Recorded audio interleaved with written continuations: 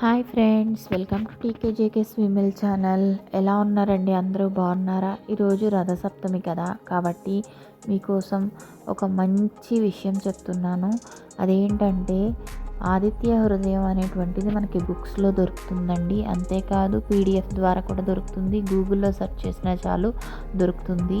ఎవరికైనా ఒంట్లో బాగోకపోయినా, మీకు ఏదన్నా ఆరోగ్యంలో నలతగా ఉన్నా సరే ఇది కానీ చదువుకున్నారంటే సూర్యభగవానుడి దయ వలన మనకి అంతా కూడా మంచి జరుగుతుంది. అన్నీ కూడా తగ్గిపోతాయండి. ఎటువంటి ప్రాబ్లమ్స్ రావన్నమాట. మీరు చదువుకున్నట్లయితే ఈ ఆదిత్య హృదయం మనసంతా కూడా ప్రశాంతంగా ఉంటుందండి. ఈరోజు స్పెషల్గా రథసప్తం కాబట్టి ఖచ్చితంగా కూర్చొని చదవండి. రోజు కూడా చదవచ్చు. ఇది మనకి చాలా మంచిది.